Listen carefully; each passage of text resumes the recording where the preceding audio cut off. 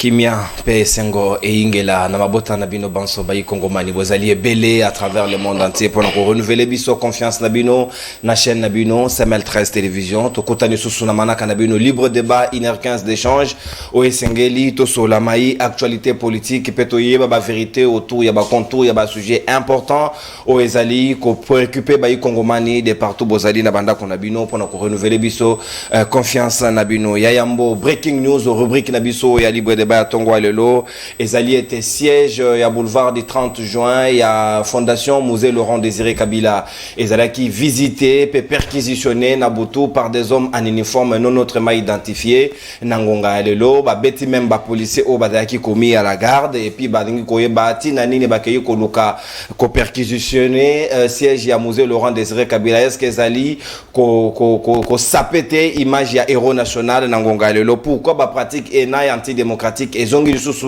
makasi na ngonga lelo na régime ya mwana mboka Félix Antoine Tshisekedi Tshilombo mama likambo toko beta di solo lelo na libre débat etali mingi situation ya contrat sino congolais na ngonga lelo est-ce que tokoki koloba ke voyage au chef de l'état a sali na délégation mobimba ba ministre pe ya ba homme d'affaires na Chine et fouti et le côté revisitation ya accord ENA et salamité parce qu'au regard ya ba information na possession na biso contrat mon côté signamé même si intention il y a chef de l'état il y a kolongwa contrat Ghana entre la République démocratique du Congo et les entreprises chinoises et ça limité pe na contrat ya Sikawa Lobaki accord stratégique global est-ce que ça limité parce que selon les informations seulement des mémorandums ont été signés et des nick accord au signement qui est accord entre RTNC na télévision nationale et Chine est-ce que de l'autre perdre tout gagner parce que monsieur le belé bimaki mais Chine a récompensé biso kaka na 1 million de dollars américains de moboko ya makambo na pe mituna na toko solango na bayi kongomani bazali na tout ya plateau ya libre débat ya Tongo Lelo tozali na mwana mboka docteur Patricien moko ya bayi cadre ya MLC ya Jean-Pierre Bemba bayi moto azali na biso elongo na libre débat moko la lelo pe tozali na pasteur Serge Taboko moko ya bayi cadre ya SID ya Martin Fayulu Madidi azali na biso elongo pe tozali na mwana mboka de secrétaire national en charge ya communication et médias ya Kabila Forever FCC mwana mboka Floribea azali ko kabola na biso plateau ya libre débat mokola le lopeto azali na Papi Mouya moko ya bayi communicateur pe cadre ya UDPS azali na nzela a ko rejoindre biso kamati mo retard moke en attendant to ko fungola ba hostilité ya libre débat na ngambo ya docteur Patricien Union Sacrée est-ce que yo lelo azali fier que contrat Kabila soka signé ki mabe contrat autre traitant qui de contrat léonin mais le lot au fait c'est qu'il dit à émettre volonté na yep à zuba délégation ba kititi na Chine et ba sali voyage pratiquement il y a 3 jours mais et boti et l'autre côté to revisiter contrat yenate est-ce que vous allez fier que misolo à l'état to dilapider en gros en lieu place to accord ya sika ou quoi cause la bénéfique pour na bayi kongomani. Merci beaucoup Ndeko Nono une fois de plus merci pour l'invitation à yo. Nabandi par saluer ba co-débatteur dans notre partager na bango plateau Ndeko Floribea pasteur Serge Taboko na saluer ba cadre militaire mouvement de libération du Congo particulièrement l'excellence le chairman le VPM de la défense Ndeko Nono avant na banda tikana sala point ya makambo moko eza ko lobama mingi na ba réseaux sociaux ba tout moko boye ba sali clic avec un seul objectif, c'est détruire les efforts. Il y a Charman Jean-Pierre Bemba Wazo Sala chaque jour pour que Aluka solutionne le problème que guetter le peuple congolais qui est l'insécurité n'avait tendu à la République. Bango bazui musala ya ko communiquer na ba ka de shaobiso to lobaka mutafandi naye pour azui $10,000 $15,000 ba créer clic moko ba fungolaka. Bah ça c'est qu'on appelle une armée numérique pour na kokosa kaba makambo que tantôt Charman a sala qui interview quelque part tantôt Charman a zolinga démissionné tantôt ba interpeller a zolinga sala coup d'état ou tantôt ba interpeller directeur ya cabinet naie. Est-ce que makambo directeur à cabinet vrai ou faux directeur à cabinet avec entendu naie? Il faut savoir que le directeur, il y a cabinet, il y a Chairman Jean-Pierre Bemba, Azala qui peut directeur, il y a cabinet, il y a ministre sortant à la défense. Renseignement au Balinga Bazo prennent et exact concerné vice-ministre, le vice-premier ministre actualité, ils ont concerné ancien. Est-ce que c'est correct? Est-ce que c'est correct? Bon, comme tu as dit, il y a moto ou azali pratiquement mon thème administration sans qu'on bénéficie na approbation. Non, le problème c'est que vous savez, l'année ce qui a interpellé yo, c'est qui a interpellé au Kakate pour Kangayo. Malheureusement, ezoma mabe na Congo que ceux qui en a commis à l'osengi note d'information moko alingi azwa pas autorité moko et les kakana scandale comme si ba bengi po ba kangai concernant ba benga ki po na ba information moko balinga ki bazwa sur makambu moko le kaki na cabinet ya ministre ya défense sortant. Donc ezali il y a problème au Italie Jean-Pierre Bembaté. Et puis je vais rappeler les gens là, les autres de cette officine là que Batumoko Namboka Oyo Balobara que ceux qui Jean-Pierre Bemba bimi na prison boka tanga maboko. Ceux qui boy Jean-Pierre Bemba c'est fini politiquement et consort. Mais vous il faut savoir que le destin de Charman Jean-Pierre Bemba est glorieux. Ce n'est pas vos histoires, ce n'est pas vos officines qui peut empêcher le destin d'un digne fils du Congo comme Jean-Pierre Bemba.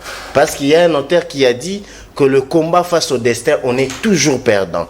On est perdant en boutiquant, en faisant toutes ces histoires-là pour ternir en son image. Et puis, je vais les rappeler que il y a une loi sur le numérique aujourd'hui, un article 360, bah, lobby qui bateau union so bazar au sangana pour na ko relayer ba makambu ya lokuta baza paisible ya koza poursuivi na justice. Biso mouvement de libération du Congo, toza ko lobaki toza na droit ya ko poursuivre bato na justice ceux qui na makambu na bango ya lokuta zo continuer. Pour nous répondre à la question na yo cher Nono, oyebi que le contrat sino-congolais bisonyo soto tanga kiango, bisonyo soto yokaki, toyoki rapport ya IGF, toyoki ba makambu nyonso elegaki tout autour de ces contrats et puis nous avons fait des analyses profondes ya kolobaki oui, le Congo perdait beaucoup. Pourquoi?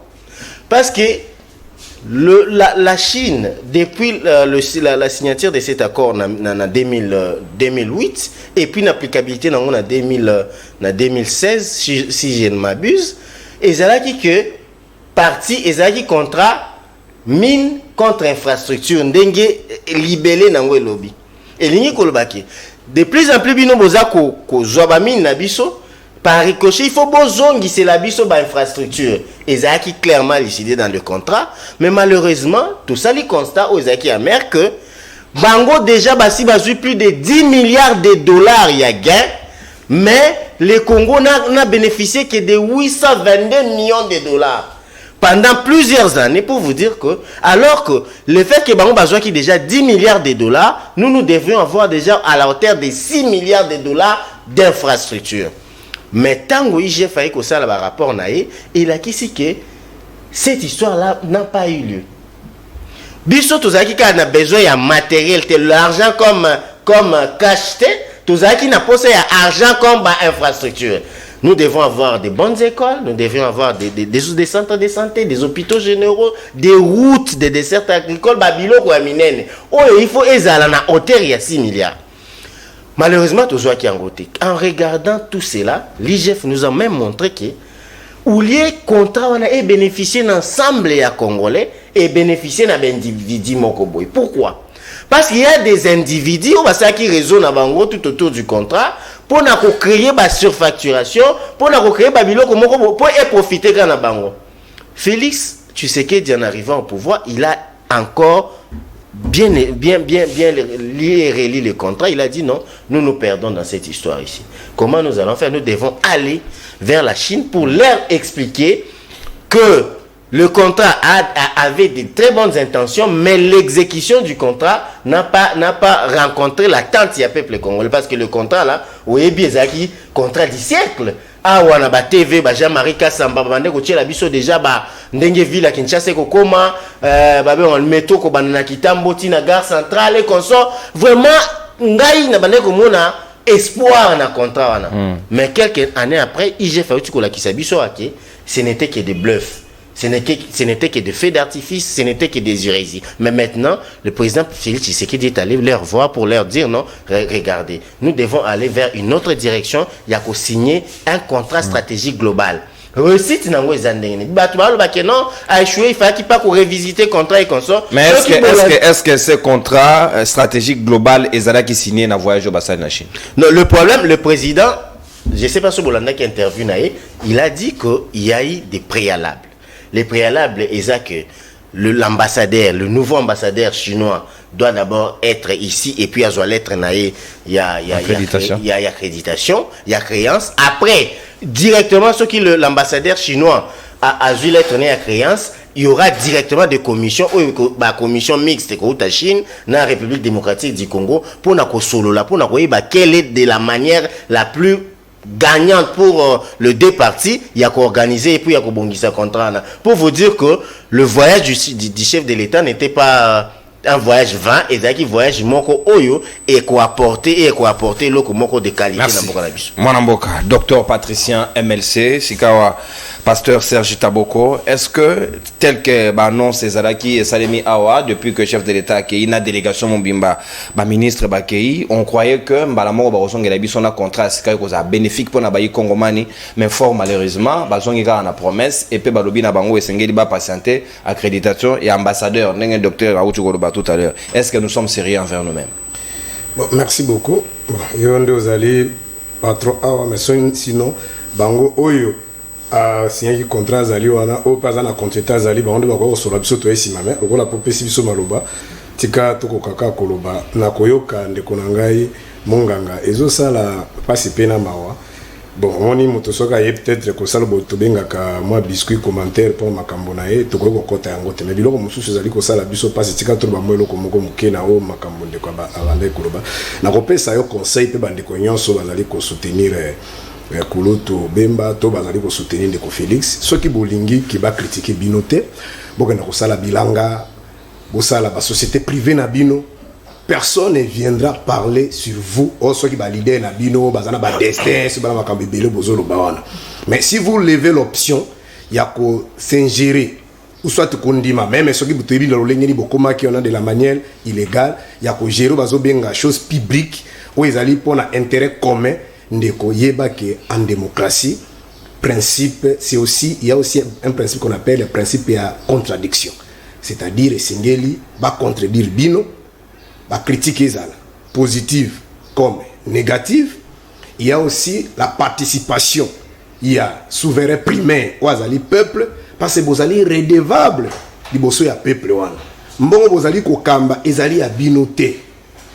Alors soit bozali na likanisi tozali na monarchie makambo impérial azali ko sala to monaka za ko sala moto mo akolo bana été ayatola soka zo sala moto lo bana été. Alors boye sunga biso to ko comprendre mais ceux qui bazali ba citoyen obo miro ataki biso lobi ke MRC soka du pouvoir vraiment to comme état de droit et ko zala un pays démocratique to moni bo sala ki même ba chaîne à télévision bo ne ko tika ba débat contradictoire mais bo pesa ba impression te ka moi pouvoir ya 2 mois o bandi ko laksa batoke awa bolekina Kagame moto ko lo bate ba ko critiquer binote. Mais pour intimider Batoké, il y a une nouvelle loi, on va arrêter. Mais cela voudrait dire quoi? Arrestation d'aller l'Iwate. Donc, ceux qui battent Balobi Mabé pour Nabino, certes, Moutakoki ko débordé, peut-être outragé, dans un pays sûr démocratique, justice ali wana ekosala mais ceux qui ali pour la chose publique tant que journaliste magazali ko débattre na biso ta ramener un directeur à cabinet à moto attends ceux qui za makambo ya passé mais il y a ce qu'on appelle la contrôle public bazo sala na bemba comment ba ko zoé ça bemba en plus so ba tout na ye ba to bazali na kati d'abord le gouvernement c'est un corps. C'est comme ceux qui ont besoin d'informations et pas ministre Songolo, directeur cabinet à Moto Songolo et Bakotuna pas directeur cabinet, Bakotuna pas même parce que c'est Bemba, on a dit que ça va jouer la continuité des affaires. Bakomate que Bemba on kenda pose la période de wanate tant que Bemba yaki à côté na bureau à ça qui remise de prise à précédent qui était remise de prise de salaire makina directeur cabinet to salaire makina Bemba. C'est comme s'il y a des choses, des questions à demander, Bakotuna na Bemba te, Bakotuna directeur cabinet. Nyonso na bozo sala makamona bonkutu ya kubanga papa bamba te bondi ko kubatira kama musuni obosi bozuna monoko. Mais nyonso basa mamna nini bonkutu, c'est-à-dire kubatama.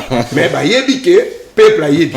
Très bien. Alors nazonga lisusu na makambo ndeko alobi yango tozosala ngai mpasi nasengaki meme ndeko mosusu toaki na yems abekiki makambo lokola bondimi na bino kosuye komba bovaa na bino kaka lokola mpe toki batu depese bayibi bakopesa bino soki mwa 20 chaise c'est-à-dire 20 députés mpo bango bakozwa ebele bozila kaka bakopesa bino parce que na makambo boza kobunda etumba par rapport na oyo mlc lobaki depuis ba 2006 kino na moya lelo ezali kokokana te ozali kolinga kobundela eloko oyo ezali ata kitoko te na miso ya bato ndeko ozali motu na bwanya naza na limeme ya mingi na yo accord wana na yebi te se signamaki entre gouvernement congolais na gouvernement chinois ou bien signamaki entre gouvernement congolais na baentreprise chinoise sikoyo soki esignamaki entre gouvernement congolais na baentreprise chinoise sikoyo korevalue accord wana boni batiki bato baengageaki document po bakende kosala ngo na l'état chinois c'est notre problème yango moniki na mukuse nyonso bakei kuna batamboli bazongi na mopepe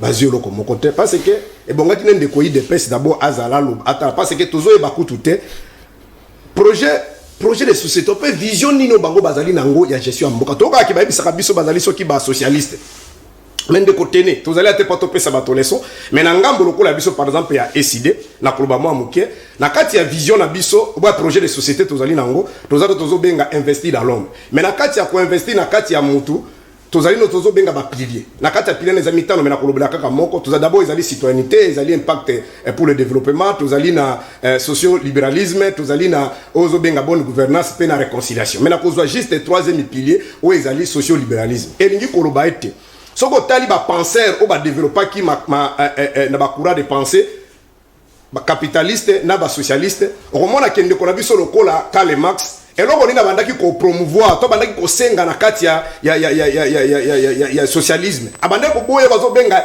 inégalité na kati ya société balingaki contrairement na système capitaliste bango balingaki ke bato nyonso na kati ya société bazala ndenge moko mais soko tali ndenge IDPS zo tambola omoni ndenge tozaki na bande ko ngai oyo nani bande ko bunda na balabala nyonso belebele akomo mususu eke ba fils moko que les autres soko tali classe politique na bino no bazo kambalelo oso mona te ke ekokanité na pensée ya socialisme ekokanité et de deux ce qu'on a kati ya socio-libéralisme au biso ali ko prôner et là on est tozo kanisa kuna économie et tozo benga économie de marché et des entreprises privées c'est-à-dire le long na 21e siècle et ni kolobake système on ezalaki que l'état c'est-à-dire dans le socialisme l'état yé moko dans un monopole ya économie pour la économie sociale pour le développement ya mboka ezali sous penda bongo te lelo l'état azali na juste pour na ko réguler azali pour na ko encadrer pe pour na ko créer ba ko ça dit ko promouvoir mais ba entreprise bazali privé bazali na part munene esika nango ndoko mona ke na ba mboka ebele soki mokonza mboka zo tambola akendaka mingi na ba entreprise privée c'est pourquoi mon même ndeko Félix akosa ki biso albaki ke soki aziko kambi yango tikana tala passe ndeko de pesa zali wana bakosala bazo benga ba millionnaire c'est-à-dire classe moyenne ba millionnaire wana ezali te ka kozwa mbongo na possible apeshe comme millionnaire te ezali ndeli kamo bazali koloba ko sala classe moyenne li koloba ke ko promouvoir ba entreprise privée alors c'est ce que les autres font ndozo mona ba Chine wana parce que ba entreprise privée wana tango yango yiko signer oyebi ke na kati ya ba entreprise privé bazala kati ya business ce sont des capitalistes auto benga lelo ba multinational bango kuna problème ezali ya intérêt kaka ba ko buka intérêt tango ba na mboka na bino ba investir mbongo na bango na mboka na bino yebake na mboka na bango azala feedback ezali nini ba kofuta ba taxe d'abord bazo créer ba entreprise na mboka na bango ba kofuta ba taxe mboka na bango ezali ko bénéficier et l'état chinois azali na obligation ya ko sécuriser ba entreprise na bisika so sala nini ezali ko kende ezate oyeka ko lamuki na tongo alors sikola suka sikoyo likambo bozolo bike contrat na ezalaki soki ezalaki profitable te eza déséquilibré mais ndeko soki tozongi kama ele moya muki ya classe totiki fanatisme baba nani basengi contrat c'est-à-dire régime passé tozalo zo benga ndeko Félix kuna beko kota biloko ki akosa ki alobaki na ba chaîne ba pa que lui n'a pas l'état de finir de passer parce qu'il y a beaucoup de choses à faire na bité beaucoup de choses na ngaka faire wana ezani mais nzoka nena maele muke totanga ki kilasi tango zibo kambia mboka ya ce qu'on appelle on fait d'abord ce qu'on appelle l'état des lieux kuta l'actif na passif pour bandeni ya ko projeter dans les futur mais na tango ndeko azwaki tango bino boyi soki bokutike ba régime passé et signaki ba corps na olenge malamu te vous allez sanctionner qui d'abord na kati kaka ya contrat et ça ba mode ba mécanisme ya ko revisiter contrat to et ça le maka partout dans le monde beaucoup revisiter yango mais il faut ça au profit à tous les deux cas nazali na convention à tout moment so boza na posa na ngona ko kopesa bi ezali te yo la muki obite ngana boy na okibe batel mususu kutu de confection so be sanga me sone abi pona ko bebisi image ya Chine te papa soki bo signer ta contrat que Chine ko pardon entreprise chinoise ko 90% bino bo 10% so nini Chine ko so nezali nde bao ba signer ki contrat soki oyo par na biso to 8 mais l'état a une obligation pour kusari ya ko landela bao ba signer ki ngolo lenge malamu te o ba signer ki lo lenge malamu te bino ko kipe bango te oso comprendre bino bozo kenda po luka par na bino merci ngana na ipona suki sali bisa 1 minute ndeko 10 secondes et IGF alobaki apparemment na yoki teke contrat que ezaki mabe problème ezalaki yake par signer ki biso to zwa c'est comme si tozu penda yango te me ba particulier ba saini ba bénéficier yango bango bazo senga ke mbongo mosu pe tikali kuna ba pesa yango mais problème ezali ya ko respecter kaka contrat et c'est ceux qui peut pas respecter yango bino boko sala terre ndenge bosangi à 100 jours. Merci mon amboka natondi obotondo débordé d'une minute le même temps d'antenne à récupérer pour na pesa pe baninga basusu parce que il faut respect d'équilibre et temps d'antenne et ça là mon amboka Floribea FCC yoza ko représenter ngambo ya Kabila bino nde ba signataire ya contrat yena ozali pe na convention ko kiko rappeler biso certaines dispositions aux malamu mingi pour na public ko landa biso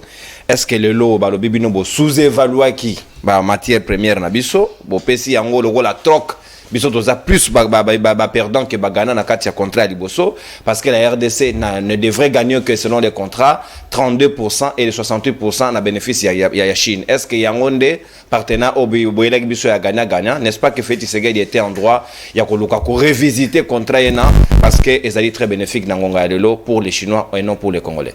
Oui, merci beaucoup ndeko nono na pesi mbote na bandeko to partager na bango plateau ndeko nono.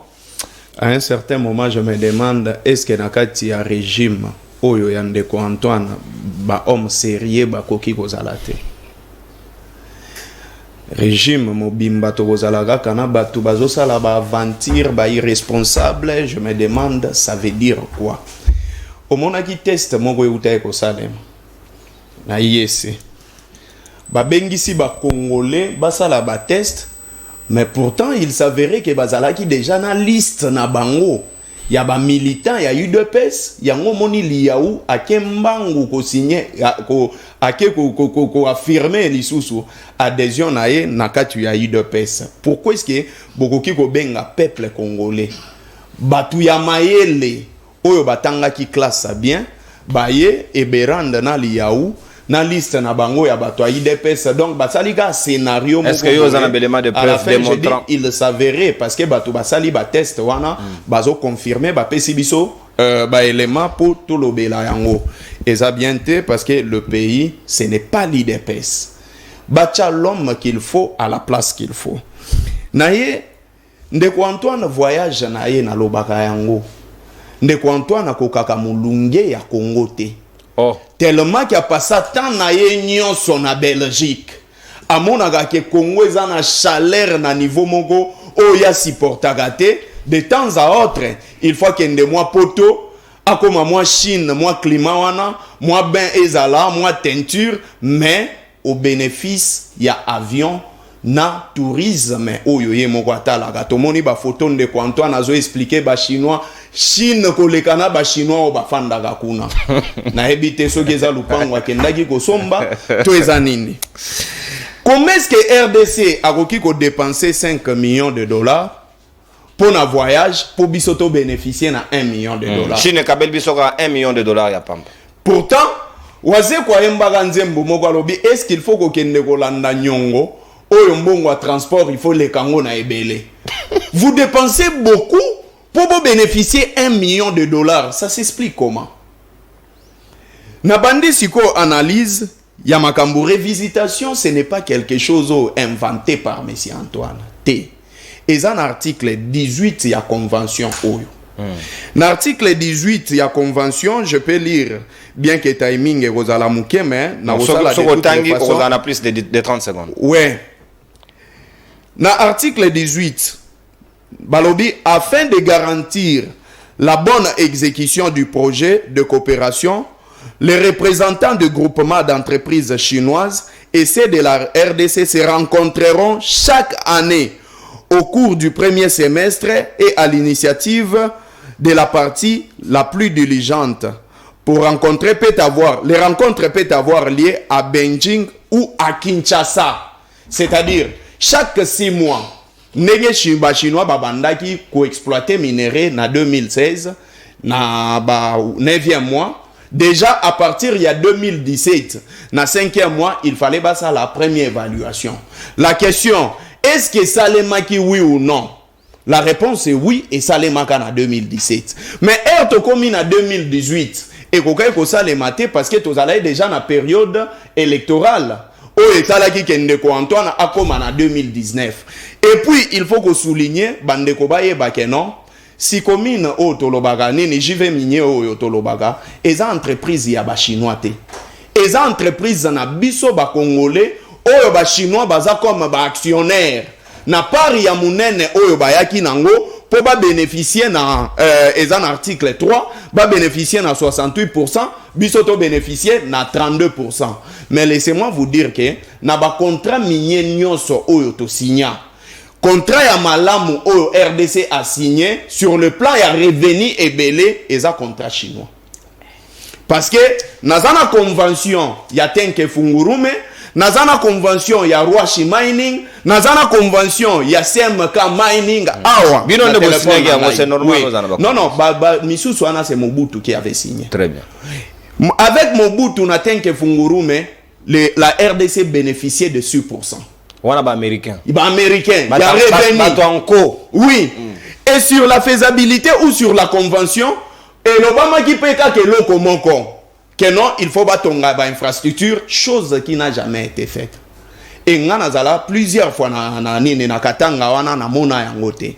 Maintenant, pourquoi est-ce que Ndeko Antoine est atangaki article 18 yoyo? A que d'abord le pays a beaucoup de problèmes. Nous avons besoin d'argent. A bengaki ba chinois te baya na mboka na biso poto revisiter contrat. Au moni place bolingo ya avion et fandeli. Parce que balobi ke eloko revisitation et koki go salema na Chine tout comme na Kinshasa. Mais pourquoi est-ce que Ndeko Antoine bolingo ya avion et sali kaka ke akende Chine pour na mulunge o ya kokakate ya Congo akende kuna. Je viens. Serge Taboko Kulutunanga alobi ke non ndenge zawana alandaki rapport atako benge na kombo eze politeste to zana tele. OK. Alandaki ke OPJ mayenini alingeti alobaki ke tozana posa ya mbongo. Non. Soki Chine nezalaki na intention ya mabe balinga ba porter biso plainte. Parce que na contrat oyo na article 10 nango et article 9 na point 4. Parce que oui, nazotanga article 9 nulle part balobaki ke bakopesa ba enene ba congolais mbongo na maboko. Non. Na point 4, je viens plus rapidement.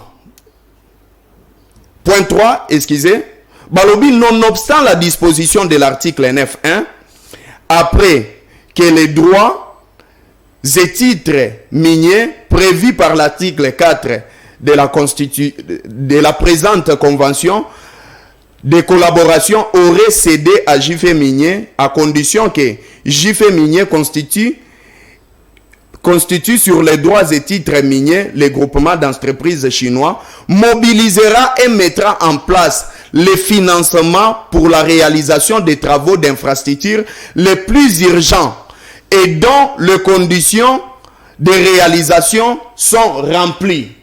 C'est-à-dire, ba contrat nyonso ya gouvernement, balobi ba contrat ya montute. Ba contrat ya gouvernement, c'est à notre gouvernement, ya kozalana ba contrat, même eza ba contrat d'urgence. Ceux qui ba yenango, nini projet, excusez-moi, ba projet urgent, ceux qui ba yenango, ba pesi na JV Minier. JV Minier avec ses ingénieurs et les ingénieurs congolais, ba kofanda sur une table. Batali, est-ce que ba contrat wana ezo répondre na ba critères oyo balobi? Ce qui répondre, ba ke en place ba bandi ko chasi koyo mosolo. Mosolo ba koki ko cha yango en terme ya ba prêt, tout comme ba koki ko cha yango en terme ya biloko oyo bozoluka.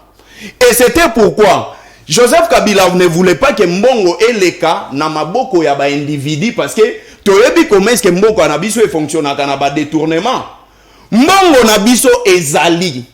mbongo eza na kati ya banque ya ba chinois. C'est au gouvernement ya koyana ba projet o esengeli po mbongo wana esala nini musala nango esengeli. Mais ici projet 100 jours, n'est-ce pas que ezalaki projet ya urgence. Mais pourquoi est-ce que ba pesa ki ba chinois te mbongo nini projet wana po ba bimisa mbongo to exécuter yango? Par la mauvaise foi ya bato balingaki ba s'emplir ba poche na bango ba kendaki ko toucher na réserve na biso. Mais pourtant na kati ya contrat oyo makambo nyonso ezali. On aurait appris que moi na yandeko Antoine aza PCA. Anthony Tshisekedi. Ouais. Na nini JV Migneo na Sikomine. Maintenant, pourquoi est-ce que depuis aza place wana combien de fois abengisa ba chinois pour basala ba révisitation, qu'est-ce qu'ils ont apporté depuis baza wana? Mongo Nabiso, avec Joseph Kabila, on a sorti 880 quelques millions de dollars. Maintenant, 880 quelques millions de dollars, cet argent a fait quoi? Merci. Nachitele wana. Mongo wana, de l'aéroport, ti triomphal. Ba komisa 4 bandes zalaka bande moko.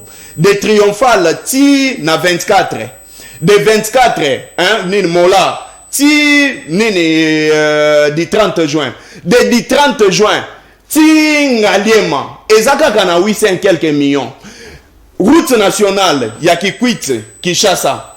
Route nationale numéro 1 ya Matadi, Kinshasa. Ozui route nationale ya Kasumbale sana Lubumbashi. Hôpital ya Chinois na 7. Hôpital ya cinquantenaire. Réhabilitation ya Sendwe. Toujours dans les 800 quelques millions de dollars. Merci. Mais nous avons nos 2 milliards et quelques millions de dollars. Merci. Pourquoi est-ce que tu as un projet pour tout ça la nini? Tu utilises un bon. Merci mon amboka Floribé. Une minute vous allez retrancher na compte nayo parce que c'est vrai qu'il n'a pas lecture nayo. Vous allez un peu beaucoup plus n'attend. Le même temps d'antenne vous avez bénéfique pe pendant la ninga na biso ya pouvoir. Mon amboka Papi Mouya UDPS. Ah yo ki FCC ba rappeler biso même ba œuvre bango ba sali na misolo bango ba zwaki. Mais biso tozaki selon intention un chef de l'État c'est vrai qu'il revisiter contrat na parce que RDC azaki plus perdant que gagnant. Mais 2 milliards ezali na libenga. Pourquoi ne pas amener le projet nenga ba chinois ba lobby ba ko pesa biso mosolo wana ba sala ngo misala bino bokeyi mbala moko ti ya ko changer contrat o bino bo réussir ko gagner pari wana. Est-ce que tu crois qu'il y a une erreur d'appréciation dans mon abino à pouvoir? Merci beaucoup papa Nono pour l'invitation. Bonjour na bande kotozana bango na plateau. Bonjour na bao bazo landa biso. Ezali esengo makasi chaque fois ya kozwaka invitation na yo. Ndima quand même avant d'entamer una banda kopesa ba réponse na mutuno tuni na pesa bonjour na Augustin Kabuya Chilumba. Oyo azana kati ya ko se préparer pour na Manyema na bao nyonso baza autour na ye. Merci na Albert Ngoy oyo azape par sec ou secrétaire ya fédération ya Muamba. Par rapport ya contrat oyo gouvernement na biso et utaki ko signer na ba chinois. Il faut que yeba ketango tozolo bela makambo ya contrat ya ba chinois. Ngana kanisa kitango tindaki invitation ndeko nanga be ya alingaki atikala na ndako Hakim mais koya na plateau c'est kaza vraiment parmi ba courageux alobi ke ezalaki na mécanisme oyo bandaki ko permettre basalaka évaluation régulièrement basalaki effectivement évaluation modèle alobaki na 2017 tango basalaki évaluation en 2017 nini basalaki comme reproche par rapport à contrat au basignaki parce que déjà nazo linga kozwa partout te nazo zwa kaka parti moko engagement ya ba chinois ezalaki premièrement na contrat wana ba construire pour na ba congolais 5000 écoles. Pourquoi nazo zwa 5000 écoles? Parce que ceux qui ba chinois parce que biso to pesa que biso par na biso ceux qui bango ba respectaka batongaka 5000 écoles les lots gratuité na biso et ngaki posaka problème te au monde chaque fois tango toyaka bande konanga bazwa kaka maloba pona koloba non bana bazotanga na ba condition ya bien te bana bazaboy mais babosa nakake makambu nyonso Félix Antoine Tshilombo Tshisekedi azana kati ya kosala sikoyo ezande pona koboya modèle yemoko azoloba kozongela sima parce que ceux qui kozonga sima ndeko nanga Martin Fayulu auti koloba wake mbongo yebimaki batu ebele ba individu nde bazwaki ba misolo wana soki lelo alors bis selon ndenge bino boko reprocher non c'est pas selon biso et ça bongo modèle à lobeli parce que mbongo wana tokolo ba keke wapi soki tondimi ko revisiter ou ko zongela sima makambo wana Joseph Kabila akobika te akobika la wapi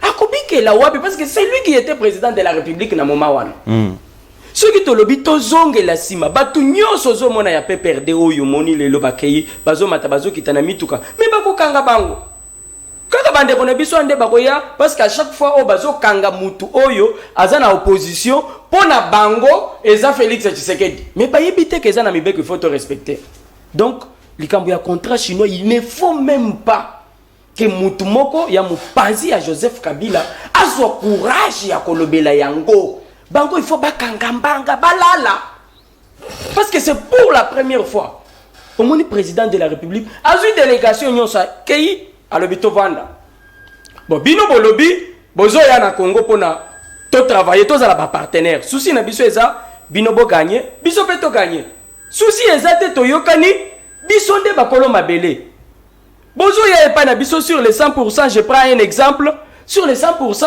bopé sa biso 30 bino bozo 70 ça se fait où nulle part donc mboka na biso to reconnaître est-ce que sengela qui toti na mo équipe moko d'avance basa la musala au lieu que to que na ba délégation et belé bongo pour qu'on retourne Chine kabela biso kaka $1 million alors que tu dépensais plus que ça oh to gagner eza plus qu'1 million parce qu'il y a le belé likambo $1 million est-ce qu'il y a eu seulement ça non il n'y a pas eu ça il y a 150 milliards je vous donne les chiffres qui sera déboursé dans nos entreprises parce que cet argent 150 milliards oui ce n'est pas l'argent qui se donne dans ma boque. Je vous ai donné les chiffres, vous pouvez revérifier. C'est magique. C'est trop. Mais Bambongo Wana, et que ça l'a aligné par-ci, par-là. Mais comment quitter d'un contrat de 6 milliards à 150 milliards, papa? Et là, boum, tu as eu un lobby boy. Expliquez-nous d'abord, mécanisme ni contrat au Yakala, na utiko yebisayo qui ne faut même pas te le belayango. Parce que ceux qui te zongeli likambouana, batu ebele bako kangama. Et puis ils vont venir ici kolobake oh non, Félix Tshisekedi a combien de élection? Nous on n'a pas peur à l'élection. Mais au lieu de 150 milliards, j'ai donné ces chiffres, allez vérifier. Allez vérifier. Oui, c'est parce qu'il n'a pas l'information. Donc, Toye Bake, contrat Oyo. Mais s'il vous plaît, voilà. Yo mutoye na chiffre. Voilà. Européen ça mandenge nini? Eza na cadre nini? Comment ça va se passer? Parce que biso to yebi biso no sonanga ina yo. Que oya kadeza 6 milliards. Voilà. Comment toke na 150 milliards? Donc vous avez fait mieux. Comment c'est faisable? Papa, oyebi tango bapa ya bazo ya na mboka na biso nata ya kala souci na bango ezalaki bango bakanyaka. C'est comme ça que vous avez vu un programme sur les 100%. Au moni biso to se retrouver na 30, une grande partie et qu'il n'y ait pas bango. Quand je parle de 150 milliards, ça veut dire quoi? Ça veut dire que mbongo bako bimisango na maboko ba pesi bisote. Eza na bambongo bako tia yango na ba entreprise parce que eux aussi vont bénéficier. Ce sont des contrats, c'est pas mais selon présidence de la République, nulle part basali allusion ya misoloena parce que nazali ya liboso na ngai babi ba signer ba mémorandum, ba signer même contrat entre RTNC na télévision chinoise, nulle part basali allusion à 150 milliards. Pourtant yango déjà l'information clé. Si c'était le cas, pourquoi pas bâtir yango na place publique? Ozo mona Félix Tshisekedi s'est déplacé pour na kaka contrat ya ba chaîne. Non. Non.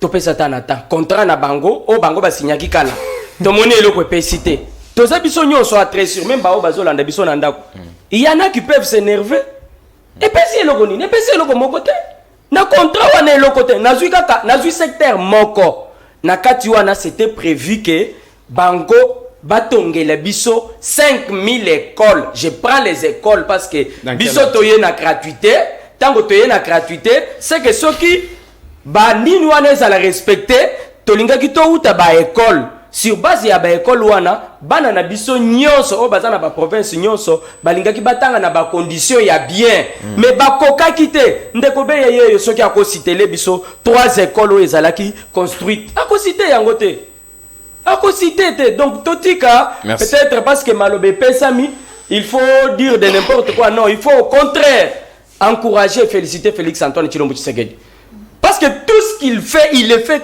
clairement.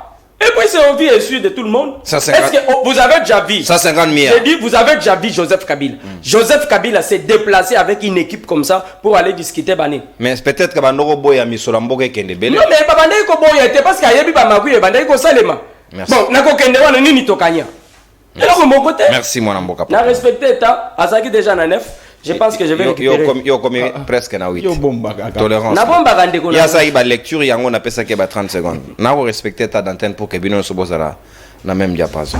Sikoyo esengeli to sala ka makambo malamu pona to zala ka surprise ou be bato bazana ndako ba comprendre biso malamu te. Contrat ya liboso est signé entre la République démocratique du Congo et les entreprises chinoises. Biso to lingi to revisiter contrat wana to kembala moko na la Chine comme étant État. Donc, tu as un contrat public, alors que tu as un public privé. Est-ce qu'il n'y a pas eu erreur, docteur Patricia, Nangambo, il y a RDC, il y a comment on a au lait normalement, tout le canon de firme chinoise ou Ewana, ici, n'a Kabila à l'époque, pour nous ça la bonne évaluation, tu sauter, tu kemba la mort d'État à État. Est-ce que le problème s'est posé à un niveau en État? Est-ce que nous n'avons pas peut-être mal choisi nos partenaires pour nous sur la Makamboango, au lieu d'avoir des mauvais résultats avec des mauvaises personnes? Merci beaucoup, cher Nono. Merci. Avant de répondre brièvement à la question, donc, modèle Flori a sali lecture. Il m'a donné des éléments pour le contredire. Pourquoi? Parce que Boye Namboka Yabatu, n'est-ce pas? Koluka ko investir. Bino boye na mbongo te mais bobandi déjà ko exploiter. Boye na mbongo te entreprise na biso biso commune eza biso non mais boza na grande part na entreprise na biso. Babi bango de batie misolo belé comme actionnaire. Bazalaki baza actionnaire majoritaire mais bayaki na mbongo te. Il y a eu même des experts qui l'équipe plusieurs fois ko lobake contrat on ezaki du bluff. Bango baena on a monsolo te ba promettre bino que misolo ezali mais ba komi déjà pour exploiter ba minerai na bino. Pour vous dire depuis ba bimisaka 822 millions de dollars jusque là ba bimisaka ici bon côté mais bango ba si ba exploiter l'actif boye à 10 milliards de dollars de gains. Au moins que c'était le contrat de la honte. Libellé lobby que avant bino boko mana montant moko boye il faut bisoto bénéficier d'un montant moko autant 6 milliards de dollars de 2016.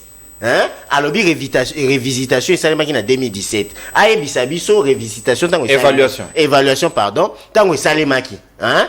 Le Congo avait déjà gagné combien? Parce que la Chine avait déjà commencé à exploiter. 10 milliards au Bangbangi déjà à l'époque. Déjà. Congo a gagné Kiknini. Ndeko nangai auti koloba ke base loba ki 5000 écoles. Batonga ki déjà combien pour que bango soit déjà 10 milliards. Pour vous dire que c'était un contrat nami tuna chaque jour on attend na yokaka makamon nabi bato ba signaka contrat. Bazaki aveuglé, qu'est-ce qui s'est passé?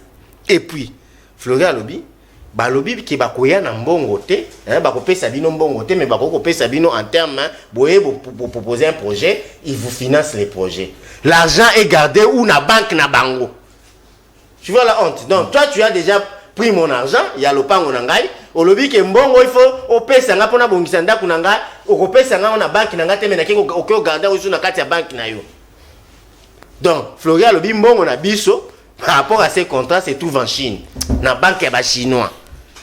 Mais ça, c'est vraiment... Tous ceux qui vraiment c'est de l'ineptie. Vous avez déjà eu mes 10 milliards de dollars. Mbongo, il faut que financer un projet. Na Chine. Au moment où il y a un projet urgent et financer. Et puis, attendez, biloko batongi. Koko misa 4 bandes. Est-ce que ces projets-là, par rapport à l'impact de la vie sociale, c'est quoi? Oh. Mais je vous dis, je vous pose une question. Non, soyez Moutalungu Congo Central, à Omelite Zaman. Na lobby, Congo Central, Congo Central c'est un bon projet. Na juste quoi, côté aéroport, tia qui ça 4 bandes. C'est quoi l'impact? L'impact réel par rapport à diminuer l'embouteillage. Non. Je suis médecin. Ouais. Vous me construisez 800 centres de santé, 5 hôpitaux généraux, na 500 millions de dollars, c'est possible. Au moins, il y a un impact à la société. Vous nous construisez 5, même 1000 écoles. Vous savez, par exemple, dans 145 territoires, école, il y a Malunga, il y a DD. Tout est un centre de santé de référence, il y a Moko. Mais va aller circuler dans la République démocratique du Congo, dans le territoire, les écoles n'existent pas. Na Bouta. Jusqu'aujourd'hui,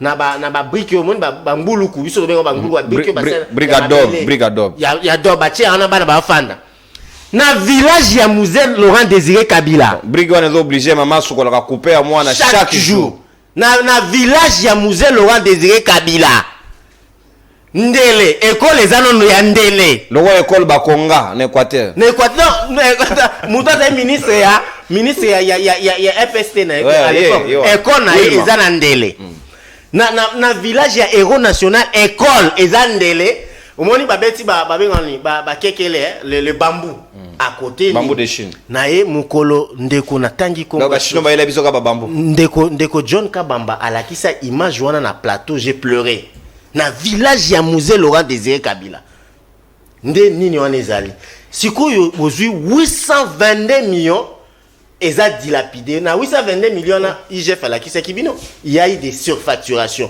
mutu azwa ko ya kotongela bino yemo ko azopesa bino prix ya matériel matériel premier à ya nango mais c'est de la honte ngana ya kotongelo ndaku na siyebiso pe ke brique na ko ya kotongelo ndaku osombaki yango na 2000 francs mais c'est de l'aberration na eko tongelo ndako na projet ngana biso ke ngana ko pesa mbongo na maboko te tote ko za loger na système financier noté etikali loger na système financier chinois o eza na ba bénéfice kaka na système financier parce que kotika mbongo pe na banque na libenga na bango elingi ko ba mbongo wana zo bota pour l'intérêt na bango oui pas pour l'intérêt na biso donc quand vous prenez 6% aux si communes hasard Bangonde Baza banani majoritaire, ils n'avaient pas amené des capitaux, ils ont amené la promesse ou les promesses d'amener des capitaux. Mais comment Anthony s'est retrouvé? Mais Balobi, Anthony, je ne sais pas ce qui information au Ezali Yango et que ce qui est Yango a PCA s'il a des compétences, ça c'est pas mon problème. Mais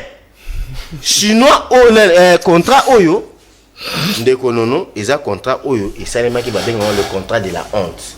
Contrat Léoné. Nous avons eu des difficultés de négocier le contrat. Na évité ceux qui tout ça par sensation ou par fait d'artifice. Mais c'est quoi parce que dans 2 minutes est-ce que nous avons bien choisi les partenaires interlocuteurs nabis? Il faut ça, nous avons bien choisi pourquoi? Parce que dans le système chinois, il y a des entreprises privées dont le gouvernement le gouvernement a une grande part mais gérée par le privé. Naba libéralisme, ça se passe comme ça. Ça veut dire le fait que tu signes qui contrat, mais bon, baba socialiste, le fait que tu signes qui contrat, entreprise chinoise ne veut pas dire que le gouvernement chinois n'a pas de part. Non, c'est pourquoi le Congo, le fait qu'il y a aucun gouvernement, dirigeant chinois, il dit qu'on va zapper l'entreprise au signer parce que l'entreprise va faire partie na ba corps social moana ce que tali na ba réunion ezalaki ces entreprises là représentant ya ba entreprise union chinoise azalaki wana na kati ya réunion pour vous dire que lui aussi faisait partie des négociations on l'avait pas dupé mais to lingi to keni na ba contrat beaucoup plus global. Il y a un des présidents lobby, tout ça, la contrat stratégique global. Tu as eu soutien d'Engezaki, Yokoya na 6 milliards, mais on a déjà 10 milliards, on a fait 822 millions. Il semblerait que Ekanga, comme on va bien Moïse Ekanga, Yemoko, déjà, ça soit qui n'est déjà 400 millions à Bombi, ou côté à qui n'est donc. Ce qui, le rappel sur le budget, c'était 20 millions de Sali Babilo, les restes qui n'a pas poche na bango.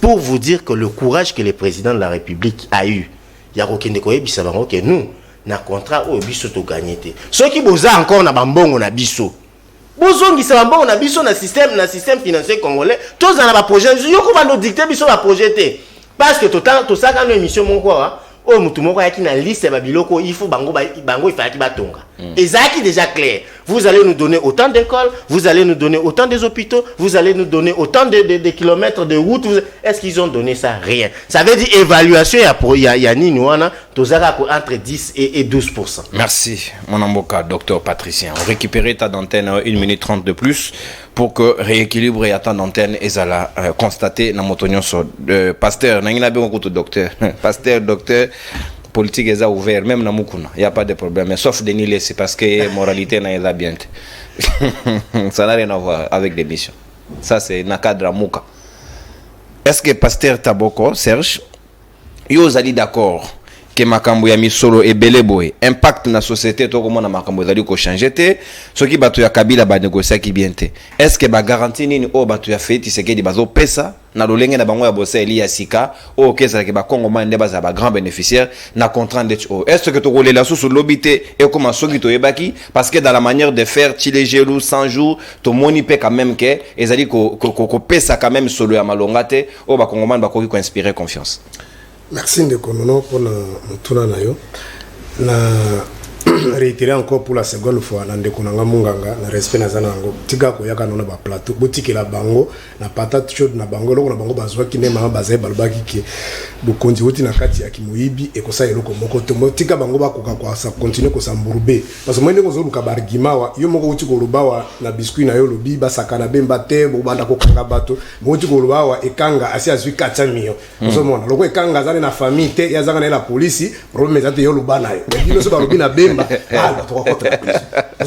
donc malamba on va diffamer ceux qui m'ont diffamé quand on va kangi finga bato promesse alite wana ni loi numérique bimi na noté mais ceux qui kaka yo mutu musolo ba rappelo que loi numérique bimi a lobina article et après c'est un article intouchable azali moto ya pamba bemba Dieu le père passe nanga ezali que tango monganga za koloba bana zonga penda na makambo na oki esalinga passe na mawa awa abiba gouvernement chinois azana ba part en terme ba capitaux na ba entreprise wana c'est pourquoi ba keko signer na ba toke ko revisiter na gouvernement chinois to so lambala moko na gouvernement moko yango ko permettre que bango ba bénéficier est-ce que mambozo lo ba wana ndekwata bana mike bazona nda biso ezana nzela est-ce ko expliquer biso à hauteur ya combien oyo ba capitaux to ba intérêt ya gouvernement chinois ezana kati ya ba entreprise chinoise teka biloko wana tango tebi ki entreprise privée les entreprises privées tango zolo ba entreprise est-ce ezali entreprise para étatique ou bien bazolo ba entreprise privée est-ce que privé public bon habite biloko zolo ba mais dans les entreprises où tu signes un contrat il y a pas exclusivement que des entreprises privées je vais vous informer je vais vous à hauteur de combien mon isco et comme il y a hauteur à combien au tu ko boya ok ba entreprise papa il faut maman il faut aller lire avec les entreprises on est quand même s'il vous plaît pasteur na docteur les gens intelligents qui nous suivent pasteur na docteur s'il vous plaît docteur encaisser les chocs ça la net aux sous anesthésie moninga gouvernement chinois ezalaki toki bandeko o bozana bango Kabila babisaki biso ke vie ba condition mboko na biso ezalaki na banyongo na manque à respect to ko signer na ba état sérieuxté yango tokendaki ba entreprise privée c'est ce qui nous ont dit raison motivaki bango basani baba ken bino be boye comme vous frappe pas au sérieux les état nini possible signer ba corps ba respecter même maintenant Kagame mutu okenda azo respecter ka bino ke Museveni partout bisika bozo kenda personne ne vous respecte azomo nani oso mona ya ko investir na Congo ende botika bango na eloko na bango ba kenda kuna suka mais eloko moko na ndenge na lobaki même l'autre fois na ndeko nanga Flori na lingi mingi ezai tumbana sur son droit le plus légitime ngai Serge Taboko na kusalaka jamais na kuzwaka jamais risque wana na kuka ku dédouaner régime ya Kabila ndenge kaka nazali ko tambola na ba oyo avec tous les risques possibles et les cas contre cela ko sala ngo bongo ezali ko cracher si la mémoire ba onyoso ba kufa ki ponde ko Kabila le na pouvoir ces gens ont mal géré mais problème c'est qu'on a biso zali ki ba o bazwa ki pouvoir na rappela ki l'émission passée le rôle d'un gouvernement notamment c'est corriger les erreurs du passé donc quand ça que so Kabila ki nyonso esalemaki ya koboma bato ya koyiba ya kosala boy président yeba na salaire te to kasi ke kosila C'est pourquoi Ndeko Félix a bêté que biso cadeau chabi que dès que je suis élu président de la République, la population saura mon salaire. Maintenant on déconne tout na bin nzambe na yebite. Et c'est ça comprendre. Mais en attendant Azali, on a évité de dire ma faute quand ndenge passe c'est un chrétien qui n'a pas prier dimanche nyos. Et c'est ça comprendre. Donc dis-le comme ça ton combattant qui en haut. Si on découte ka contre bango pour ceux qui s'en a kende pas na bango. Tant ozoloba 500 millions et ko ki la biso 5 hôpitaux ko ina domaine na yo ya munganga. Mais ndeko nanga. Mais 500 millions bungia na makamba jamala. Bobungi si na projet à 100 jours à 500 millions bungi. Wana boko sala 5 hôpitaux lobité na mboko na bango ya 800 millions. Écart ya 500 millions na 800 millions. Écart za makasi. Si ko so bakisi ba chile zero bakisi nyoso. Ende ko to bana ko sala ko rappeler. Ende ko nanga. Tika ba makambo wana. Tika bango ne loko na bango. Alors nazongi sikwe pa ndeko nanga ya IDPS. Vraiment salinga e. Na bino pe lokola ndenge to sito okaki ke bolo bokozwa kata député bo vanda kaka to zila ka ndenge bokozwa boya kana ba plateau te mwende kozala oza mutamayele mais tu as une difficulté tant oza koloba à part ka ko remercier Kabuya likamanga na yoki ya biologie ko remercier Kabuya soki nango soki nani boye bisanga na bito remercier mo pona nini pese mkamboto lobia wa ils attendent la réalité mon côté attend la vérité mon côté non a el biso révélation que to gagner chef de l'état OK indeko c'est une question à liboso simple zalibo ba résilier accord ya liboso pour créer signer un nouveau accord to accord ya liboso pour so ya sikazo beta biso à 150 millions ngana yeka na TV na yeka mais na ba TV mususu na ya ba paya ba partout na landi na mindele na sûrement Kabuya pesa ba mbem fort ngana landi yango te peut-être na information na bango ye lelo to sur contrat ba siaki sima o na to kozela ba chaîne mususu ba koloba bon ça ya liboso ba rekube nyoso mi baleza ali no ya kala bo siaki na régime passé o bozali na kati ya continuité de ko fait ça ba ki ya ko funi na passé te pour na makambe belé ya kosala mais ça si fait ce qu'il a réussi à gagner jackpot il y a 150 milliards de dollars c'est que maintenant de ce tour na vraiment le bon régime oyo ozo la justice bazo téléguider ngobo un pays sérieux akoko ko investir na mboka bo ndenge toza bato babi ke kala mingi tawa bato baonda ko katsa ba braza bazo kima passe ba élection mutu mutezo ya yebisanga nana ko investir na mboka bo akotia mbongo na ozo ko bato bazo bisaba ko gagner encore ozo mona mboko na marche bato otamna machette na balabala ozo mona mkongo bato bazo lukanga bato nakata mituka yo nani ozo soki Rwanda ça dit mboka bo nana ko zo mbongo na ko investir na mboka bo vous comprenez donc c'est une honte.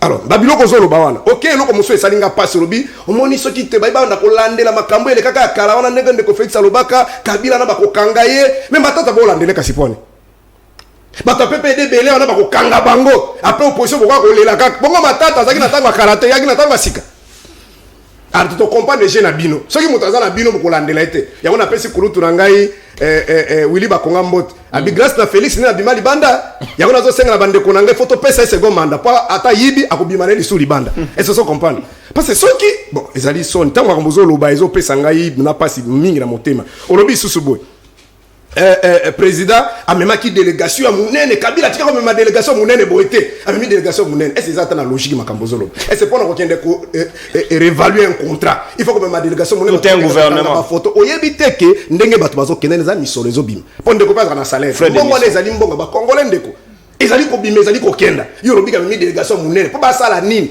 mais na édition même Macron yakiao ayiki la délégation Mounene était mingi ba ako bisoki j'ai amené telle entreprise telle société ba ye awa ko batala ba condition de faisabilité ce que ça dit ba investir bino mo memi banane moi ba entreprise amiki tozalaka étatique ya ba société ya l'état bon pesi yango ba expatrié moi place ko bambata libulu ya 5 km bon pesi indien ya ko sala tabo bon pesi chinois ya ko sala bon pesi libadais on a quatre bo se retrouver ne bo saki biso spectacle na projet à 100 jours je connais Jamal connaît pas l'autre connaît pas mais na suka ba connaître est-ce que vous comprenez de makambo bozo sala nde yango na siko milliardaire Zera je connais pas Jamal me connaît non moi je le connais pas j'ai beaucoup de gens que je prends des photos je le connais pas mais... Jamal peut dire moi connais pas moi ça connais pas après suka connaît mais moi makambo mi déjà ba maquette ezo kena botel ba maquette au cas que mutana zo le kapeta to so ma bobergine za la maquette nzo kande ba millions de dollars donc kabola na hôtel ya pembe na ligne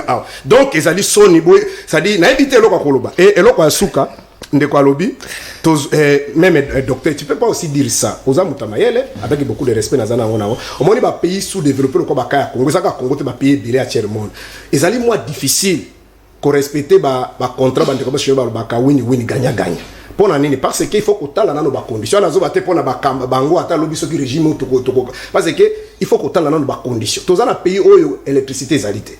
Les entreprises extractives vont exploiter les minéraux. Ils ont 5 ans de courant. Ils ont 5 ans de voie de communication. C'est-à-dire que il y a 500 000, il y a 500 000. Alors, il y a PC, les conditions à 5 000. Par exemple, vous avez des États dans l'Équateur, dans Zamba, Kuna, et pas dans l'Équateur, dans Zamba. Mais place, dans Moussou, dans le Banin.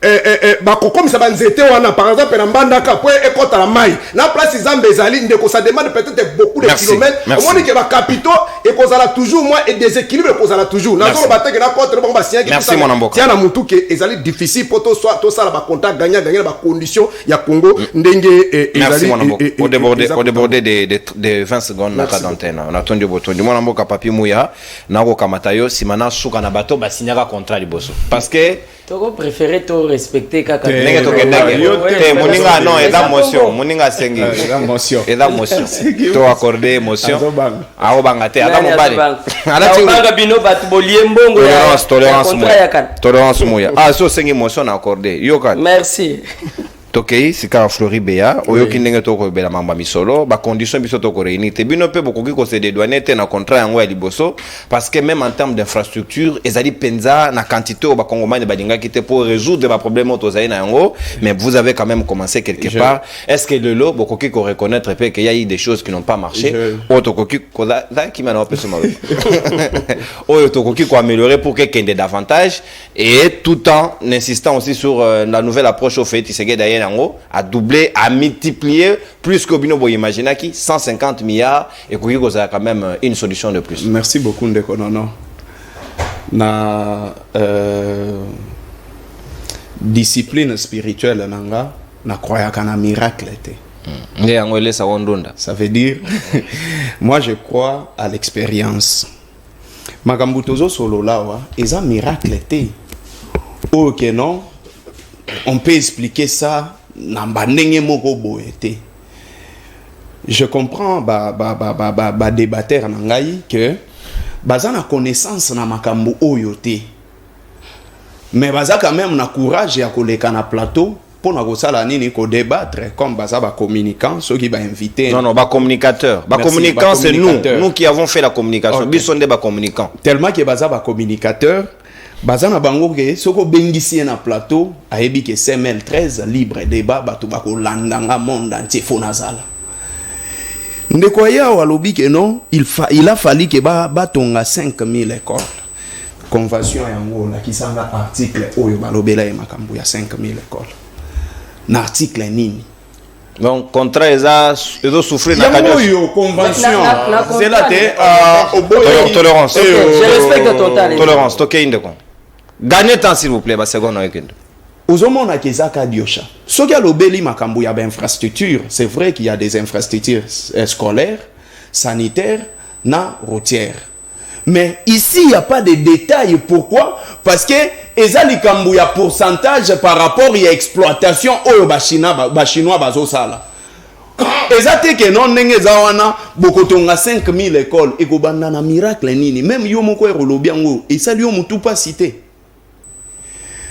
Kotoyo docteur alobi non batuana bazalaki na lokote nenge Flori atangi na epesinga nini non il fallait yope au moment où on azotanga o senga tande konono alobaki obanda ko vérifier na un article 5 au mona que ba chinois ba pas de porte baye po ba signer contrat c'était dans l'obligation ba yana 350 millions de dollars. Article 5 y a convention. Pas de porte et assistance financière à la rénovation technique de la GECAMINE. 5A. Dans le cadre du projet de coopération de parties chinoises, s'engage à verser un pas de porte de 350 millions de dollars américains à la partie congolaise à condition que l'étude de préfaisabilité ait été approuvée par le gouvernement chinois. Tu vois, le moment où il y a peur autant que la bise le nouveau contrat, oui, c'est signé avec ça, c'est ça. C'est là que c'est là nous. Tokei Bemba. Tokei. Bemba zawa te Tokei. non. C'est pour te dire quoi? Des entreprises chinoises, donc, ce sont des entreprises d'État. Et ça, entreprise que non, balokota qui na balabala. Et ça, entreprise ya ba chinois. Naye sous deuxième cas. Pourquoi? Parce que de 2001 ou avec Mouzé, ti na 2008 ou 2007, Gécamine est en faillite. Gécamine est en faillite. Atelier nango ya Gécamine banda ko fonctionner bien té presque ba département nyonso ezalaki en faillite wana na goya na finance publique oyo premier actionnaire na biso eza l'état et moko na ye lisu na point 2 balobi le groupement d'entreprises chinoises promet par ailleurs de chercher et mettre en place une assistance financière à hauteur de 50 millions de dollars sous la forme d'un prêt à la Gécamine pour réhabilitation de ses ateliers de l'ouest et des centres de Lubumbashi, LC. Donc je passe. Les achats d'équipements seront effectués en priorité auprès des entreprises chinoises. Les travaux de réhabilitation seront effectués par les sous-traitants congolais. Sous-traitants congolais. Bien que Bango Bagopé sa mon solo. Mais il faudrait que les Congolais bénéficient de la sous-traitance, c'est-à-dire entreprises où ils ont un domaine, il y a l'électricité, et les entreprises, il y a les Chinois, tendent que ça, les fruits à l'entreprise, il y a les Congolais. Maintenant, vous dites que le contrat était mal négocié. Il faut vous prouver en haut. Et ça qui mal négocié, na point nini. Et n'a plus rapidement. Ici, Joseph Kabila a dépensé juste 822 millions de dollars. Mais 822 millions de dollars, a tchango na kingakati te na bapoche na ete. A tchango na misala, oyo na utaki kotanga awa. Et quand il vient dire que non, vous avez dilapidé l'argent, banzela wanezo sungananini, mon cher. Donc, yonenge batonga ki route nationale numéro 1 ya Kikwiti, batu babanda osala une semaine. Pour utaki chassa ti Kikwiti. 28 jours. 28 jours. Mais imaginez que nous avons mis au salon un jour, mon côté 2 jours. Pour nous, ils ont bien été. Et ceux qui balobi que Jean-Pierre Bemba est incompétent, bagokangi sabatu. Yango ezo mona ne pas na yote. Nenge babongi sa route nationale numéro 1 à Matadi. Na 800 millions de dollars waneza mabe. Yo lingaki que non boulevard Lumumba salaga na 2 bandes. Bande moko ya aller na retour. Nenge koma 4 olobi que za mabe. Na démographie Kinshasa le loso tozaka na 2 bandes. Neto comment on tambola makolo. Oui. Ça, c'est une vérité. Oui. Et maintenant, naïe l'issue plus rapidement. Non. La responsabilité revient na gouvernement na biso. Gouvernement na biso des fois y en a ba projet. Le projet zalaga ya président teto ya Kabuya te. Attendez aux hôtels aux régionaux Kabuya routine de l'onine. À peine de konono sunga biso mode d'avion. Information de Kabuya routine de logoté. Donc voilà. Gouvernement na biso des fois ça là, ba projet. Mais ba projet on il faut y répondre na ba condition, c'est leur article 9.4. Il y a convention oyo. Mais ndeko Antoine ayewa, projet chile gelou. Pourquoi est-ce que tu as un projet na entreprise oyo ya ba chinois pour ba débourser la mbongo? Est-ce qu'après 4 ans, beaucoup de déjà projet na mbongo 2 milliards de dollars plus de 2 milliards de dollars. Oh ils ont traîné ya biso. Mais vous avez un projet gouvernemental, les ont freinés par manque de moyens. Un projet où il y a 145 territoires. Tout le monde a des comptes, on a des tour que investisseurs. Mais nous avons notre argent.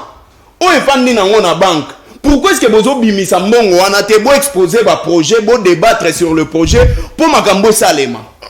Soit toyebi makambo tozo sala, soit toyebi logo tozo salate. Et ce projet, au moment où on est Antoine Aye, d'ailleurs, ça lui a aidé. Donc, ceux qui m'ont cannabis, ils ont développé, ils ont dépendre de la mauvaise foi de Antoine. Et nous devons aussi retenir que Ndeko Antoine a lingi Congo, tena ba Congolais, parce que ça, le gars, la bache lui mbongo na banque. Oh, il faut saler là. Moi, bien logo ko sala na mbongo anate.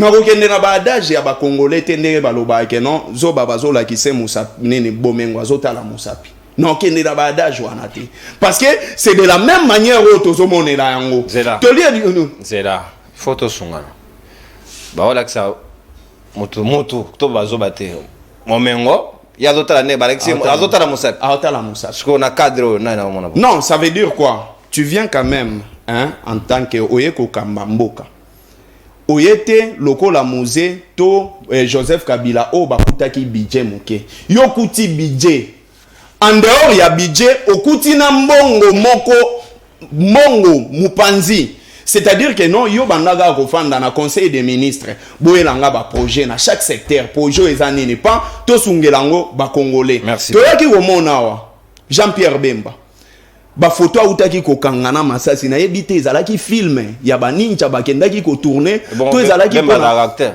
non yango na otuna to yebite so ezalaki film merci po bakangaki ba photo ke bazosomba manduki vous ne pouvez pas faire un projet par rapport ya ba déplacer ya mboka na biso merci awa makambu ya volcan ba sinistre wana ba utaki kokufa pona soki na yebite so éboulement et tout merci, mais pourquoi est-ce que vous ne pouvez pas présenter des projets ou ko permettre que mbongo wana to utiliser yango merci mon mboka Floribert sikawa mon mboka Papi Mouya bazo reprocher bino régime IDPS négligence surtout na mayo etali ba fond awa cour de justice internationale ba utaki ko condamner Uganda pona futa biso 10 milliards de dollars américains, mais tout ça dit arrangement à l'amiable et comme une affaire à 300 millions, quelque chose de comme ça, bah ça la route ya Kassindi. Qu'on en a nous résoudre les problèmes on a. Bon, chinois, nous avons 2 milliards de dollars américains na caisse na maboko. Bazo senga biso kaka ba projet finançable, bancable. Est-ce que wana peso zanga bino? Pourquoi ne pas couper ça ba congolais n'infis que est déjà disponible au le boya ko miroiter biso 150 milliards au nanto monité. Dikelele o est déjà na kati ya caisse to money. Qu'est-ce qui vous manque en termes de projet pour que ba congolais ba bénéficier na yango? Merci beaucoup pour na mutuna ya mibale. Je crois de konanga ya Martin Fayulu azana information te. Il faut ayeba que parmi bateau ba bomi mboka kala. Ezana bateau bango bazo travailler na bango. Ozana matata mponyo uti ko lobangwa wote. Bon menda zana bino. Akoma kuna ndeni. Menda zana bino. Nazo rappeler ye.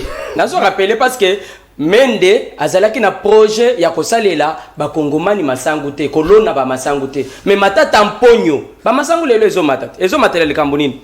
Parce que matata mponyo azwa mbongo to pesa pona bukangalonzo to loni ebimisi université. Wana lobeli yango te. Mais yo wana landa sima parce que ozo luka bato ba ko pesa yo mbongo po osala campagne. Bango nyonso bazalenge mo. Ezali. Boshab pa yena ngamba. Élection ezali. Courant papa. Tozo le babo to lobela ka social. Social les Goliath. Social les Anzelat. Social les makambo ebele oyo yebi. Mais ya liboso ya kolia masangu. Mutu bozana ye wana boyeba ke ye mutu aboma. Masango na ti lelo to liango te. Ti lelo. Modèle za boye bato azolela. Ye mutu apesa ba Canada. Fayulu liboso ka kolanda batu sima. Katumbi ye wana. Abumi kuna abomi batu ba kufi. Wapi? Nzala na Lubumbashi. Kende. Tango balobaka ke Lubumbashi basali yango. Boyebi basali yango parti nini? Place yaza. Eso si okoma kuna okeyo fond. Batu wana nde yo ndimi okende na bango. Ondimi ko kende na bango et puis ozana courage ya koya koloba non et pas nanga na Équateur. Bande ko na ya Équateur. Bazo betela mwana mboka Félix Antoine Tshilombo maboko. Balobi Félix Tshisekedi eza pona mbala liboso. Université moderne. Tout le monde courant et pas na biso na Équateur. Pona mbala liboso. On a Bemba. Oui, mais c'est ça. Courant on est comment qui kuna grâce ya Félix Antoine Tshilombo Tshisekedi. Bana mboka babeti maboko. Mais yo zo travailler na bateau yo pendant 18 ans. Bakokaki kochela bande kona yo ata mpulu mokote. Ata mokote. Mais basele Équateur éclairé. Sur quel barrage? Ozana courage kaka ya koyako. Negomuya. Koyako bundisa mutu aboyende. Negomuya nakata hotel. Félix Antoine Tshilombo Tshisekedi ayeko. Papi Mouya. Papa nono. Barrage hydroélectrique ni batongi na Équateur. Na lobi boy. Eloko ngana yebi. O bande kona ye ya Équateur ba lobinga moko na yoki. Eza Félix Antoine Tshilombo Tshisekedi. Merci. Eza pona mbala liboso. Tomona courant awa. Wana ngana yoki. Très bien. Makamu mususu, je crois tango tokozongela tokokende ko lukango. Mais ye moko yebi ke likamu nazoloba et pas na ye. Courant eza et pas naie bana bazotanga gratuité wana eza pe pas na université moderne tobetela ngo maboko tobetela maboko même s'il nous faut critiquer mutu mais il faut total asima il faut total asima mboka oyo na lobaka ngo soki eza na mutu moko alingi yango eza Félix Antoine Tshilombo Tshisekedi. Félix Antoine Tshilombo Tshisekedi est déterminé pour le développement ya Congo ozomona oyo. Félix akokende manda nyonso ekosila tokobetela Félix Tshisekedi maboko. Bato ya français balobaka mutu moko te azalaka prophète epa na ye. Oyebi pourquoi balobaka? Parce qu'en Afrique on a un système un peu bizarre. C'est que quand vous avez quelqu'un qui a zo bunda pour l'avancement ya mboka, okomona mo clan moko boy, mo équipe moko ya muke. bazo combattre. Et telemi le non, biso toza ba opposant. Mais boza ba opposant par rapport à quoi? Vous avez dirigé avec Félix Tshisekedi. Bato boza na bango. Vous avez dirigé avec Félix Tshisekedi. Mandat est silité au cours ya mandat bokati pamba la moko bokati si na opposition. Projet de société ni boza na. Exacté. Yebisa Fayoulou a préparé élection parce que na ba calendrier na bango nyonso souci est que Félix Tshisekedi a sala moire pour date ya élection ele kamuke batele mabalo babomoni glissement ba respecter date te glissement yangoyo Félix Antoine Tshilombo alobi tokole ki sata mukolo moko te bobongama pona élection donc toyeba ke Congo na biso o tozali nango lelo onyo toza na kati ya komona onyo toza na kati ya ko vivre et ça par rapport ya lit ya Félix Antoine Tshilombo Tshisekedi o ya lobby en premier temps kimia na mboka nanga éducation parce que mibale onde ko permettre mboka na biso kende liboso ceux qui toza na kimia te to sala nini mwana mboka 2 milliards attaquer na est kuna 2 milliards de dollars to sala nini pour quel projet 2 milliards de dollars pour un projet nini papa non na kozongela mutuna wana tika na nuna zwandi kunanga be ya oyo à un certain moment azo perdre bonne voie parce que ngana lo bakandeko même si nazala ki mutu ape perdre na kala soki nazala parce na kotika na ko révéler ko bongote na kozwaka courage ya ko défendre Joseph Kabila tana ndoto te soki na loti eloko bongo na ko bimate journée mobimba na ko bimate soki tozwa président de la République moko ya ndoki. Non, retirez. Non, mais quand le bandoki, ça ne veut pas dire. Non. Le monde qui ne veut pas dire, c'est pas les juges. Je respecte ma façon de faire, c'est de respecter les autres. Quand le bandoki, le monde qui ne c'est pas les juges. Je ne vais pas les dire. Je n'ai pas traité quelqu'un de la sorcellerie. Dans le biboye, ceux qui te jouent bandoki na Congo, et ça régime, il y a Joseph Kabila. Et ça régime ya Joseph Kabila. Papa, oyebi ko so courage ya ko défendre contrat ya ba chinois. Oya kala. O Joseph Kabila signaka. Ko défendre on a plateau de télévision et ça kindo ya munene. Oyebi ko bima boye ba congolais ba tomboki ba bete ba mbata. Oui, kaka force de progrès. Yebi sanga nanu na contrat oyo ba signaki na ta ya Joseph Kabila. Il y a mutu azotanga ba test mila yao ako yebisa biso réalisation nini alobi ke ezalaki 5000 écoles te mais quand même balobaki ke bakotonga ba école non batonga non mais papa c'est ça veut dire quoi est-ce que vous pouvez bien définir ce que vous dites batonga école ata moko wapi ata école moko batonga wapi et puis quand vous dites que non balongola biso na 2 bandes to comment na 4 bandes c'est quelle façon de réfléchir. C'est quelle façon de réfléchir? On veut des routes ou bien vous multiplier. On sait que vous déplacez seulement. Vos commissions pendant que Banzele belé na Kinshasa. Et ça coupe pas. Félix Tshisekedi azana c'est qu'on se demande. C'est ça c'est là on est au Fongwama. Ça va permettre na Congolais nyonso. Papi Mouya to divaguer. Oui, ozana ngonga to divaguer. Oza vraiment na 2 minutes 30 na yo et tikali siko yango so Kabila afongola ki bande. Si ce n'était pas assez, nous reconnaissons ndenge lobi on vous le concède. Projet ni obino boye nango même en termes de route na 2 milliards et tikali bo diversifier parce que awalelo 5 ans, 10 ans après, biso na Kinshasa to comme on a problème ya circulation. Basali nzela ya trente, basali nzela ya maite, to tikali kaka na nzela o ya route wana bafungola 4 bandes. Donc 10 ans après, mettez en tête que to ko déborder. Qu'est-ce que vous prévoyez papa? Il faut to yebisa ba congolais busolo. Congo ezali Kinshasa te. Et même si to ko loba ke Kinshasa za miroir ya Congo, il faut to yeba ke banzela ebele awa na Kinshasa batongi yango basali yango. Je vais vous donner des exemples clairs. Oyo bango bakokaki kosala pendant 18 ans te mwana mboka dans 4 ans Félix Antoine Tshilombo Tshisekedi abalaye Zwanzela oyo elungwa deuxième porte ya Fikini. Je ne peux pas prendre d'abord Elengesa parce que nzela wana batu nyonso bakouta mupanzi ya Lemba bato bakouta mupanzi ya Chango et autres, ils peuvent passer directement bao bakei ville bao linga baya chena bakozwa directement molar bakatisi bayeboui. Nzela wana ça faisait combien de temps? Mais kende siko e pa wana aussi là. Kende tele mo place wana omona sans pour autant que soit Elengesa. Sans pour autant que soit université. Eza banzela o ezala ki ya mike o ezaki na Kinshasa moyen koleka ata mke ezate. Lelo oyeko lobela Félix Antoine Tshilombo Tshisekedi. Te tozala honnête. Toyebi ke bino problème na bino ezala ka Félix Antoine Tshilombo Tshisekedi. Mais na yebite Augustin Kabuya ayaka kosala nini na minoko na bino. Parce que Augustin Kabuya atikala kosala ministre te na lobaka iloko wana. Mais chaque fois tango bosoka maloba bobanga kaye ezala fayulu ezala kabila muto atindi yo bobanga ka Augustin Kabuya bozala na problème nini. Parce que moi je me dis au moins ce que comme ça là politique ya motema mabe au commis pembeni ya liwa. Augustin Kabuya c'est parmi les visionnaires ya munene na Congo. Merci. Et avec le temps, tokoya okobeta maboko koloba qu'effectivement il dépasse sa paix sans. Mwana mboka papi moya. Merci papa. Merci. Na pesi obigi opesa Kabuya. Zoa. Aza a besoin d'habiter. Je suis sûr que na ko yebisa que na émission libre débat tozali na besoin ya babik. Aza capable ya ko sombele biso ba. Ya sala raté. Atala musala ta osoba. Comment sala raté? Quelqu'un qui a commencé à travailler depuis opposition. Il fait quoi? Non, boyebi musala que ça Kabuya sala raté. Azala ki nini ndeur ya carburant détail. Comment et ça c'est mauvais. Bato ba oteka ba carburant ba faire vivre ba s'il vous plaît. S'il vous plaît. Floribert, s'il vous plaît.